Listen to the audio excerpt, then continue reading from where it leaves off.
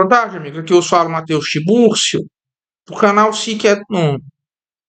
Olha, eu queria pedir, como sempre, que vocês todos se inscrevam nesse canal e que deem o like aqui nesse vídeo, que rezem por mim. Mas eu não vou nem falar das promoções de sempre, como é o caso do.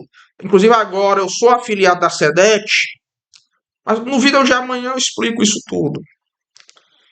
Porque acabei de saber, antes da abertura desse vídeo, do falecimento do meu tio Antônio Soares Frota, que faleceu hoje de manhã em Sobral. Cheguei de viagem, estava em Fortaleza, passei a tarde resolvendo problemas e eu recebo agora a notícia do falecimento do meu tio. Era um homem bom, correto, honesto, bônus pater famílias, que operou o seu negócio no centro da cidade, a Total Autopeças, com notória honestidade, notória retidão, por décadas, que criou uma família que o amava muito e que ajudou muitas pessoas na sua vida. Ele sempre foi para mim um exemplo de honestidade, de caráter, de retidão. Era uma pessoa de muita força interior e que eu já não via há uns 6 anos. Desde o início do Covid-19 que eu não via meu tio. Ele sobreviveu até hoje. Aliás, também não vi outra tia minha, Terezinha, uma mulher de grande santidade. E eu peço que todos vocês rezem pela alma dele. Requiem aeternam dona ei, Domine, et lux perpetua luceat ei. Enfim. Meu tio, ele era meu tio avô, irmão da minha avó. Vejam, quando eu me lembro deles,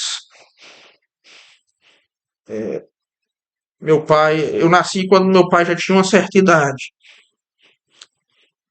Eu me recordo de pessoas que tinham um caráter que se perdeu. Porque no progresso do reino da quantidade, surgem pessoas de caráter cada vez mais deformado. E eu olho para eles, para outros parentes, como pessoas que tinham uma decência real. E pessoas que, por mais que às vezes tivessem defeitos, eram pessoas que tinham uma aspiração, um verdadeiro ethos.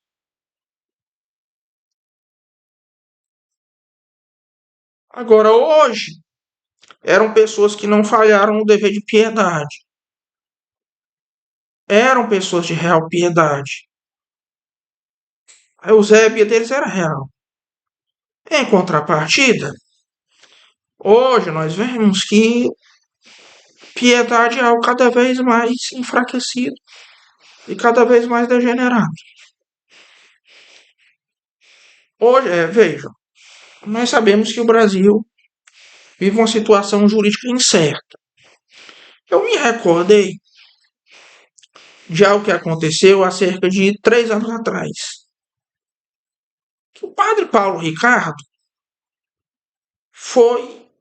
teve suas redes sociais vigiadas pelo grupo das 11 sombras, que vocês sabem quem são. E no que é, na verdade, uma outra falha da virtude da piedade. Porque o padre Paulo Ricardo ele pode até ter feito muitas pessoas gravitarem para o mundo da direita. Mas ele sempre foi alguém hostil à política partidária. e nunca esteve claramente na unidade de ação de oposição ao atual regime, e nem a qualquer versão dos seus precursores. Na verdade, até mesmo nas últimas eleições, o trabalho do padre Paulo Ricardo deixou de citar esses grupos nominalmente. O padre Paulo Ricardo é alguém amigo, sempre. A figura a quem poucos têm acesso, coloca-se como um líder espiritual, às vezes misterioso. Tinha uma relação com o Olavo, que ninguém nunca entendeu muito bem qual era. Agora, definitivamente o trabalho principal dele é de edificação religiosa. Não é um trabalho de militância política de qualquer ordem. O tolicismo é algo com o qual a elite brasileira tem uma relação muito ambivalente. E essa elite revolucionária não sabe o que fazer. Porque houve alguns ensaios de perseguição à igreja em alguns momentos. O caso do padre Zé Eduardo. Em alguns, como o caso do padre Zé Eduardo, a perseguição foi infrutífera. No caso do Frei Gilson, por exemplo, né, houve uma reação maciça, inclusive federal, inclusive dos próprios deputados.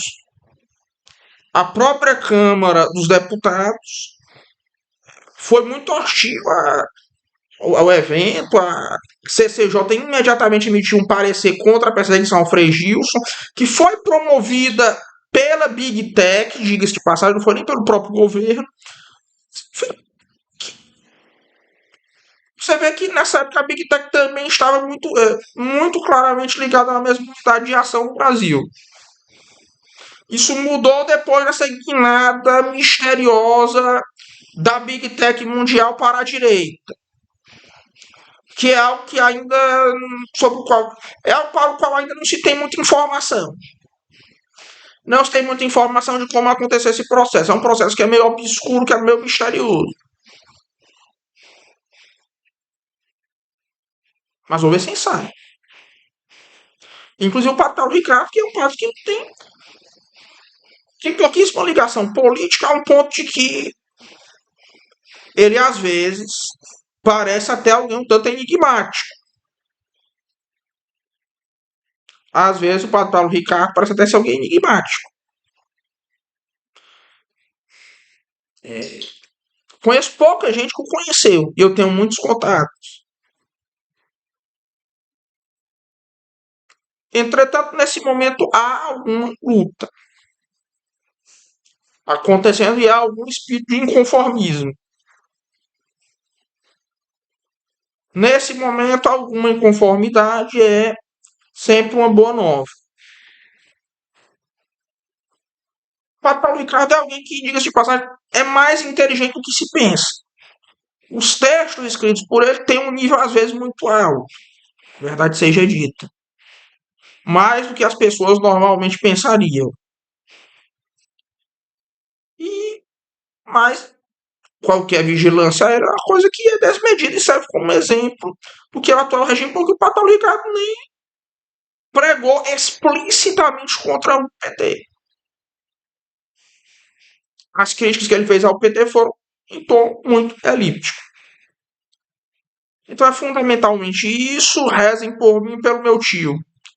Um forte abraço a todos e até logo.